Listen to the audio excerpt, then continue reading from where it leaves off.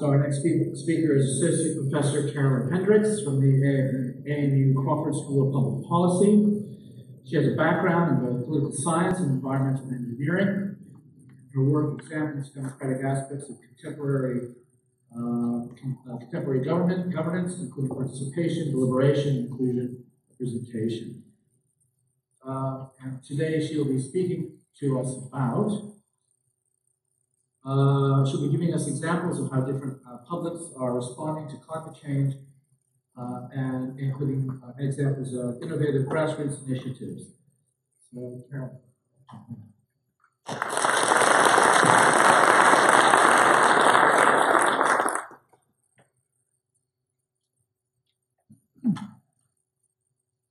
Thank you for the opportunity to speak, especially to Claire and Mark for inviting me to be here.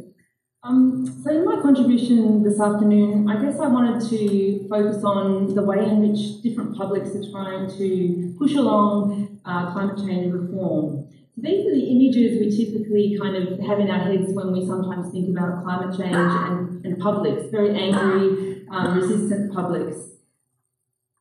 And I guess this afternoon I wanted to shed some light on some different kinds of publics, particularly the small-scale practical interventions that the climate change issue is really triggering. And I guess my argument, in essence, is this: that climate change and its effects and complexity, its urgency, and I think its materiality is giving rise to very innovative forms of social action and collective problem-solving. And this is where we find hope. These small-scale, often very local interventions, I'm going to argue, offer important lessons for climate change reform and important democratic goods. So the starting point, I guess, for making this point is really to acknowledge something that Beck kind of started to tap into in her talk, which was this challenging democratic context that we find ourselves in now. We know, all of you, I'm sure, of the complex governance challenges that climate change presents to us. But the very moment when we need to address these challenges, we're falling into what I call a governance void, where we have a rising distrust in the very institutions we have traditionally relied on for collective problem solving. Our governments, our international bodies, our leaders, our scientific institutions, and even some formal civil society groups such as the churches. These are all coming into question and their public legitimacy is being questioned. And I guess the question I'm putting out there today is, what are publics doing in this void? So the media paints a picture, I guess, of lots of anger and despair and even anxiety. And I guess I wanted just to paint a different picture about how this void is actually catalysing social action. Now, many of you are probably familiar with some of these images, and I guess this is what I'm kind of calling here today type 1 social action. And this is, I guess, a whole host of collective organising and mobilisation happening both online and offline, and often as a fluid kind of interchange. This is about getting organised, getting mobilised, forming alliances. We see in these pictures images of global movements such as Extinction Rebellion that we talked about at a forum last year. Also the school strikes, of course.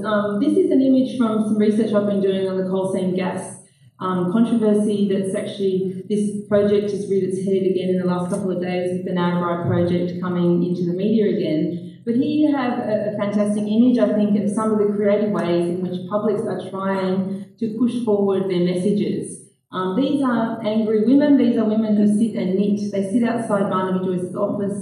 They sit in public meetings. They wear colour. They are humorous. They are joyful. They twist stereotypes. They're very, very kind of influential in this debate because nanas are wise women, and that's what they're playing with. But also, this is actually a Facebook post from another group called Gasfields Free Dubbo Regions Post. So there's a lot of alliance and building, and the online space has become a great space of solidarity. I guess in all these kinds of initiatives, or movements you could call them, citizens, kids, they're expressing anger, they're outraged, they're calling for government and business to do something. The next set of social action I want to present is actually where citizens step up and actually do something themselves. These are what I'm calling doing publics. These are citizens innovating. They're solving collective problems. They're repairing, they're rescuing. They're doing practical things. And through these practical innovations, they're actually getting drawn into advocacy. So the image I have there is actually of TRI, which is the Totally Renewable Yakandanda. Again, there was a session on this 2 years ago that the ANU Climate Change Institute had in a public forum. But this is just one of thousands of community energy projects around the world and also in Australia, where communities are effectively bypassing government and forming relationships, productive relationships with industry to create a different pathway in their communities for the production, in this case, of electricity through renewables. But we have seen in the last sort of 2 or 3 months this kind of bottom-up practical intervention that has emerged, particularly in the bushfire crisis. So this is actually a story or an instance of what a group calls themselves as community defenders. So this is a group of citizens who were kind of feeling quite helpless in the context of the fires actually before Christmas up in northern New South Wales. And this was an existing community cooperative that decided that they just couldn't sit around and wait for the RFS, the volunteers of the RFS, to do their work. So this group actually decided to get out the rakes, to get out the blowers, to actually start to help. So here you have an interesting intervention where you have one community group stepping up, self-organising in order to support another sort of much more formal civil society organisation. And so in the past, the RFS probably would have done all the activities that this group actually stepped in to do. The sort of preparatory on-the-ground work, containment lines. But what they found actually in this context was that they were so stretched that they needed these community interventions to step in. This is another example, I guess, where self-organised citizens are trying to actually provide support for climate change. This is a group of psychologists or people involved in the sort of support industry who have decided to create an NGO or a support group that actually provides resources, workshops, on actually how do we navigate this sort of psychological area of climate change. They put out, actually the one on the right there is a very recent publication they put out in relation to the bushfire context. But this is a group of professionals who are not trying to sell their services, they're actually trying to say we have expertise here and we're actually trying to offer those as support. No government, no involvement, this is citizens trying to reach out to other citizens. These sort of innovations, if you like, are not new, obviously. In societies where the state is weak, these types of things emerge all the time to improve sanitation or to help with criminal justice. But we see this emerging in lots of areas of public policy through labels such as civic enterprises, grassroots co-production, or Harry Boyd, the democratic theorist, calls them public work. But I guess the question that you're probably all sitting there is how do these dinky small-scale interventions push us to a massive transformation, social technical transformation that climate change requires? And I guess I'd offer 4 different things that these initiatives, these doing publics actually offer. In the first instance, in a context of complete powerlessness that most of us are feeling at the moment, these initiatives actually demonstrate that there is something that you can do practically to step forward, to step up. And in that way, it's quite empowering. And these are initiatives driven by a lot of citizen agency. There's no government saying, come on in, we're consulting, step into our space. This is citizens pushing out and saying, we're just going to get on and do it. And in doing that, they're demonstrating through pilot projects what's possible. So the community energy sector is really stepping forward here about how to be nimble in this space. It's not impossible, it is possible. It is possible for the poles and wire guys to work with communities productively.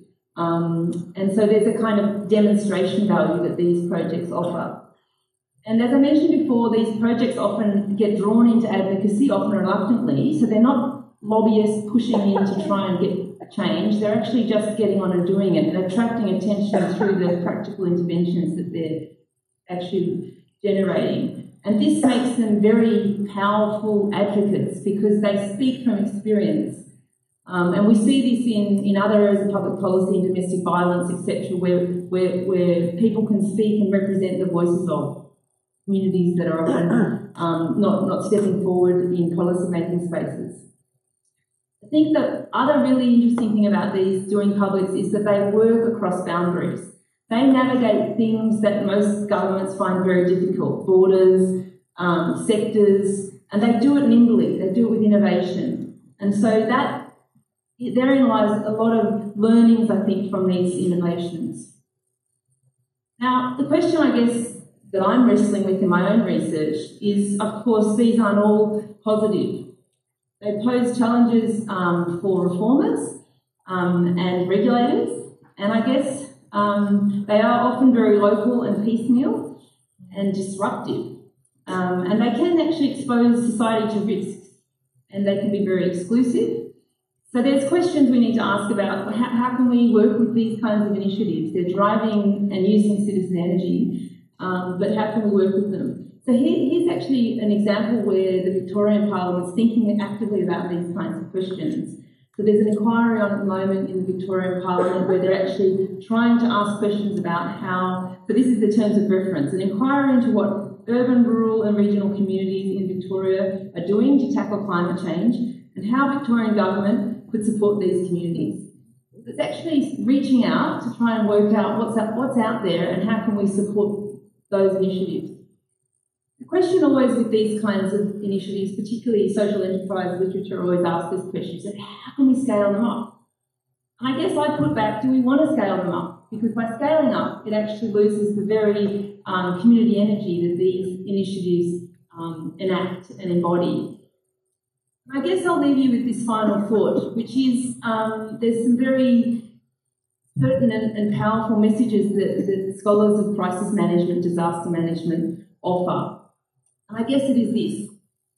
It is that in moments of absolute crises and catastrophes, what they find when you study Katrina and large unfolding crises is that it doesn't matter how much planning and prevention you do, it can only get us so far, particularly in the immediate aftermath of a disaster.